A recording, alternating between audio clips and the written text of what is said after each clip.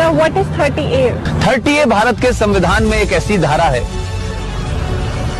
ये धारा ये कहती है कि हिंदू अपने धर्म की शिक्षा नहीं दे सकता, अपने कॉलेज में नहीं दे सकता, प्राइवेट कॉलेज में नहीं दे सकता, इसके लिए कॉलेज नहीं बना सकता, और जो सरकार के जो कॉलेजेस हैं उसमें नहीं दी जा सकती। लेकिन एक धारा है 30, वो 30 धारा मुसलमानों को इस बात की इजाजत देती है कि वो अपनी मजहब की शिक्षा के लिए कॉलेज खोल सकते हैं, वो मदरसे चला सकते हैं, क्रिश्चियन अपने मदरसे चला सकते हैं, स्कूल इंस्टीट्यूशन चला सकते हैं जहां वो अपने मजहब की शिक्षा दे सकते हैं। मेरा सवाल यह है, क्या संविधान के निर्माताओं को इस बात का बोध नहीं था कि सिन्नी जी, अगर आप अपने धर्म की शिक्षा आपको नहीं मिलेगी तो आप में संस्कार कहां से आएंगे, आप में फेथ कहां से आएगा, आप वेद क्या हैं, पुराण क्या है, कैसे जानेंगे अगर आपसे कहा जाए आपको यह नहीं पढ़ना है।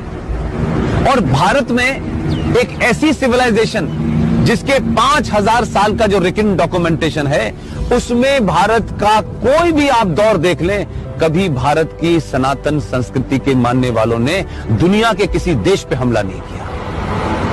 ये शब्द बलात्कार हमारी संस्कृति का हिस्सा नहीं था। ये घूंघट इसलिए नहीं था कि हमारे यहां था, हमको गलत नैरेटिव दिया गया।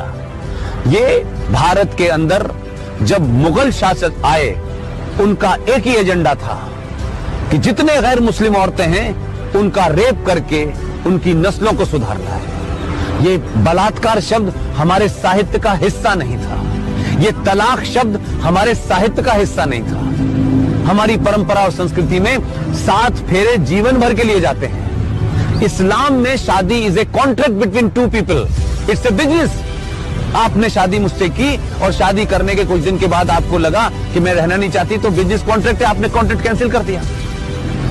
तो आर्टिकल 30A भारत के संविधान से हटना चाहिए।